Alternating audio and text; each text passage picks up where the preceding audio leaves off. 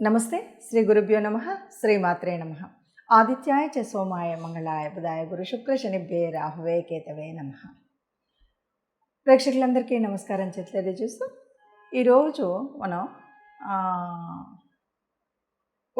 అంటే మన కుండలిలో ఏదైనా ఒక రాశిలో కొన్ని గ్రహాలు ఉండడం ఉండకపోవడం అనేది మనం చూస్తాం. అంటే మన ముఖ్యంగా లగ్నంలో, ద్వితీయంలో, తృతీయంలో ఇట్లాగా ఒక్కొక్క రాశిలో గ్రహాలు ఉన్నప్పుడు ఎలా ఉంటాయి, గ్రహాలు లేనప్పుడు ఎలా ఉంటుంది అనేది దాన్ని బట్టి ఫలితాలు ఎలా ఉంటాయి అన్నది ఆ రకంగా చూస్తే దుస్థానాలు అయినటువంటి 8వ స్థానం, 6, 8, 12 దుస్థానాలు అంటారు. ఈ దుస్థానాలలో ముఖ్యంగా 8వ స్థానంలో గ్రహాలు ఉన్నప్పుడు వారి జాతకం ఎట్లా ఉంటుంది? ఎందుకంటే 8వ స్థానం అంటే మనందరికీ తెలుసు. చాలామంది కూడా ఇది భయపడుతుంటారు. ఎందుకంటే దుస్థానంలో ఉన్నాయి కాబట్టి ఎంత చెడు జరుగుతుందో ఏమవుతుందో అని. కాబట్టి మన జన్మకుండలిలో 8వ స్థానంలో గ్రహాలు ఉన్నప్పుడు, గ్రహాలు అంటే ఒక్కొక్కసారి 2, 3 ఉండొచ్చు, ఒక్కొక్కసారి 1 ఉండొచ్చు, గ్రహాలు లేకపోతే బాగుంటుంది అంటారు. అట్లాగా దుస్థానం 8వ స్థానం అయినటువంటి దుస్థానంలో గ్రహాలు ఒక్కొక్క గ్రహం ఉంటే ఏ ఫలితం వస్తుంది అన్నది విడివిడిగా తెలుసుకోవచ్చు.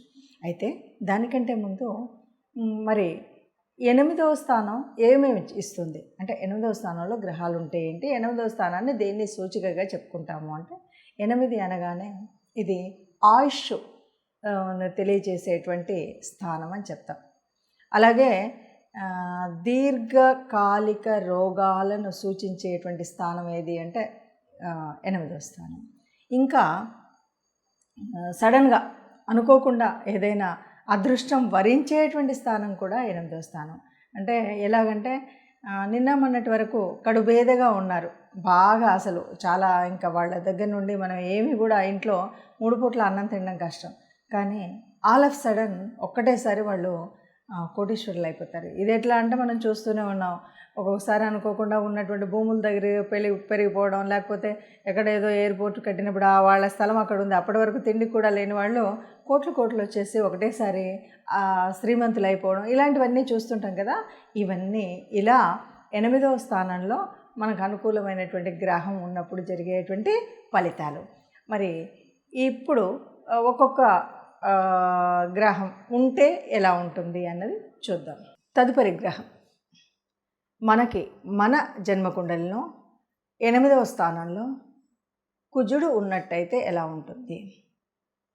కుజుడు అనగానే మనకు తెలుసు ఒక రకమైనటువంటి కోపం ఉంటుంది, అట్లాగే శౌర్యం ఉంటుంది, ప్రతాపాన్ని చూపెట్టాలని, అన్నింటి ముందుకు తోసుకువెళ్ళాలని, ఇవన్నీ మనకు కనబడేటువంటివి.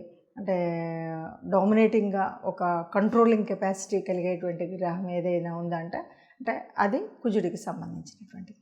ఈ కుజుడు ఒకవేళ తన స్వస్థానంలో లేదు తన యొక్క మిత్రస్థానంలో ఉచ్చస్థానంలో ఉన్నాడు అనుకోండి, అద్భుతమా మహాద్భుతం. ఎందుకంటే 8వ స్థానంలో ఉన్నటువంటి కుజుడు మూలంగా మనం ఏమంటామంటే 7వ స్థానంలో కుజుడు ఉంటే భార్యాభర్తల అన్యోన్యత కొద్దిగా ఇబ్బంది అంటారు. అలాగే 8వ స్థానంలో కుజుడు బాగా ఉన్నప్పుడు బాగా ఉంటారు, భార్యాభర్తలు ఇద్దరు కూడా చాలా బాగుంటారు. అంతేకాదు భూములకు సంబంధించినటువంటి, ఇప్పుడు మనం సడన్ గెయిన్ అనుకున్నాం కదా, అదృష్టము అవలీలగా అప్పటి వరకు కడుపేదగా ఉన్నవాళ్ళు అద్భుతంగా ఒక రాత్రిలో వారి యొక్క దశ మారిపోతుందంటారు కదా. అలాంటిది మారేటువంటి పరిస్థితి ఈ కుజుడు ఉన్నతంగా ఉన్నప్పుడు, కుజుడు బలంగా ఉన్నప్పుడు, అందులో కూడా కుజ మహర్దశ జరుగుతూ ఉన్నప్పుడు అద్భుతంగా ఉంటారు. ఇక అంతకంటే అదృష్టం ఇంకొకటి లేదన్నట్టుగా చాలా బాగా వృద్ధిలోకి వస్తారు. ఇది కూడా భూముల పరంగా, అంటే ఈ రియల్ ఎస్టేట్ చేసేవాళ్ళు కానీ, భూములు అమ్ముకునేవాళ్ళు కానీ, వీళ్ళకు ఉన్నటువంటి భూములే అనుకోకుండా అత్యధికమైనటువంటి ధరలు రావడం కానీ, ఇలాంటివన్నీ కూడా జరుగుతాయి అన్నమాట. ఇక ఒక్కసారి వారు నేల మీద ఉన్న వాళ్ళు ఆకాశంలోకి ఎదిగారు అంటారు కదా, అంత ఎత్తుకు ఎదిగే విధంగా కుజుడి సహాయం అయితే ఉంటుంది ఎప్పుడు దశ అంతర్దశలు నడిచినప్పుడు. కానీ ఒకవేళ ఈ కుజుడు నీచపడి చాలా బలహీనంగా ఉండి ఉన్నప్పుడు ఎలా ఉంటుందంటే చాలా దారుణంగా ఉంటుందండి. భార్యాభర్తల మధ్య విపరీతమైనటువంటి గొడవలు. అంటే 8వ స్థానం కూడా ఈ వైవాహిక దాని సంబంధం మీద ఎఫెక్ట్ పడుతుంది.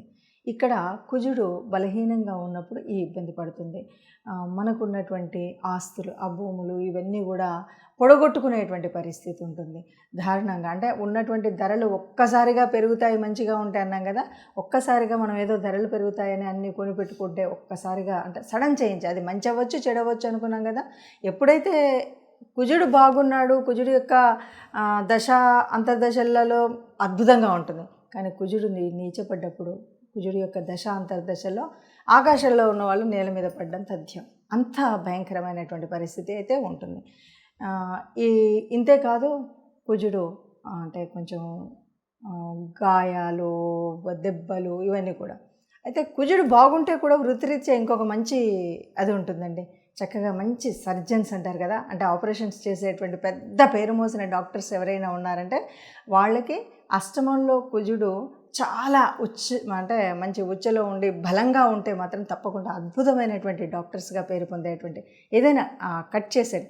అంతేకాదు, కట్టింగ్ అన్నది మనం శరీరాన్ని అవ్వచ్చు, అలాగే కొంతమంది పెద్ద పెద్ద షాప్స్, బ్రాంచెస్ ఎట్లాగంటే ఈ బూటెక్స్ అంటారు కదా, అవి మామూలుగా చిన్నగా ఉండడం కాదు, కొన్ని బ్రాంచెస్ ఉంటాయి. పెద్ద పెద్ద సినిమా యాక్టర్స్ మా దగ్గరే కుట్టించుకుంటారంటారు, ఈ రకరకాలు ఉంటాయి కదా. అలా కట్ చేసే మాస్టర్స్ కూడా అలాంటి జాతకంలో కుజుడు 8లో ఉంటాడండి. అలా ఉండడం వల్ల చాలా అద్భుతమైనటువంటి ఫలితాలను పొంది ఉచ్చలో ఉన్నట్టు అద్భుతం, నీచలో ఉన్నప్పుడు చాలా పరమ ఎట్లా అంటే దరిద్రాన్ని అనుభవించేటువంటి పరిస్థితి కూడా వస్తుంది.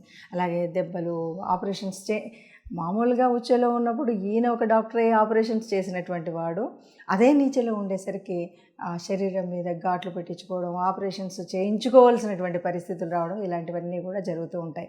ఎక్కడ చూసినా దెబ్బలు తగిలించుకోవడం, వాహన సౌఖ్యం లేకపోవడం, ఇలాంటివన్నీ కూడా కుజుడు నీచపడి ఉంటే జరిగేటువంటి పరిస్థితి. సో ఇలా ఉన్నప్పుడు మరి ఏం చేయాలి? కుజగ్రహానికి మనం ఏ రకమైనటువంటి శాంతి చేయాలి అంటే మనం తప్పనిసరిగా స్తోత్రాన్ని చదవాలి. అలాగే కుజుడికి సంబంధించినంత వరకు కందులు, కందిపప్పు ఇవి దానం చేయడం, ఎరుపు సంబంధించినటువంటి వస్త్రాలు దానం చేయడం, తర్వాత ఎవరికైనా మనం ఉన్నటువంటి పరిస్థితుల్లో అంటే ఏ దేవుడిని మనము కొలిచినా కూడా ఎర్రటి పూలతో కొలవడం, ఇలాంటివన్నీ కూడా చేసినట్టయితే మీకు వీలైనప్పుడు కుజగ్రహం కొద్దిగా శాంతి చేయించుకోవడం కోసం చేసుకోండి. మనం ఇప్పటి వరకు చూసాం కదా, అంటే ఈ గ్రహాలు మనం అనుకున్నట్టుగా ఉంటే అందరము గొప్పవాళ్ళమే అవుతాం. కానీ మనకి పూర్వజన్మ సుకృతం వల్ల జరిగేటువంటి పూర్వజన్మలో చేసినటువంటి పాపపుణ్యాలు ఏవైతే ఉన్నాయో వాటికి అనుగుణంగానే ఈ జన్మలో ఈ గ్రహాల స్థితి అనేటువంటిది ఏర్పడి ఉంటుంది. కాబట్టి కొన్నిసార్లు మంచిగా జరిగింది అంటే అద్భుతం, కానీ కొన్నిసార్లు అవి నీచపడి బలహీనంగా ఉండడం వల్ల జరిగినటువంటి ఫలితాలు చాలా భయంకరంగా ఉంటాయని చెప్తున్నాం. ఇప్పుడు ఏం చేయాలి అంటే ఎంత భయంకరంగా ఉన్నా గ్రహాల యొక్క అనుకూలత, వాటిపైన ఉండేటువంటి దేవతల యొక్క అనుగ్రహం, ఈ రెండు ఉండాలి. ఈ రెండు ఉన్నప్పుడు అంటే నిరంతరం కూడా మీకు నచ్చిన మీ ఇష్టదేవత ఆరాధన కానీ, కులదేవత ఆరాధన కానీ నిరంతరం చేసేటువంటి వాళ్ళకి ఈ గ్రహాలు ఎట్లా ఉన్నా కూడా దేవుడి కృప ఉండడం వల్ల సగంలో సగం ఆ బాధ తగ్గుతుంది. కాబట్టి నిరంతరం కూడా ఇష్టదేవత ఆరాధన చేయడం కానీ, కులదేవత ఆరాధన చేయడం కానీ, ఈ రెంటితో పాటు ఎప్పుడూ కూడా మన పరిస్థితి ఎట్లా ఉన్నా, మానసిక పరిస్థితి ఎట్లా ఉన్నా, గ్రహాల యొక్క ఆ ప్లేసింగ్ వల్ల మనం ఆలోచనలన్నీ కూడా అడ్డంగా ఉన్నప్పటికీ కూడా మనం ఎప్పటికప్పుడు గుర్తుపెట్టుకొని పెద్దల యందు గౌరవ భావం కలిగి ఉంటే వారి దీవెనల వల్ల సగం ఫలితం అంటే ఆ దుష్ఫలితాలు లేకుండా ఉంటాయి.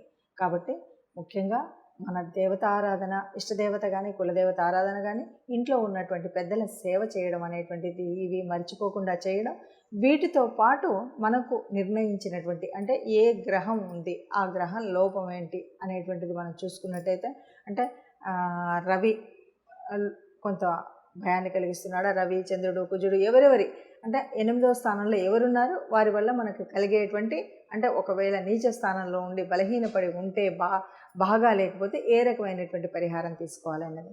అయితే ఇది కూడా కొన్నిసార్లు ఆర్థిక వ్యవస్థతో ముడిపడినటువంటిది కాబట్టి ముందుగా దానికి సంబంధించినటువంటి స్తోత్రాన్ని మనంగా చదువుకోవడం, తర్వాత దానికి కావలసినటువంటి గ్రహ అనుకూలత కోసం నవగ్రహ ఆరాధన చేయడం, నవగ్రహాలన్నింటినీ ఆరాధన చేయడం అనేటువంటిది ఒక నియమంగా పెట్టుకున్నట్టయితే తప్పకుండా వీటన్నిటి నుండి ఉపశమనం అనేది కలుగుతుంది. సుఖంగా ఉంటాం, సంతోషంగా ఉంటాం. అందరూ సుఖంగా ఉండాలి అని అనుకుంటూ సర్వే జనా సుఖినో భవంతు.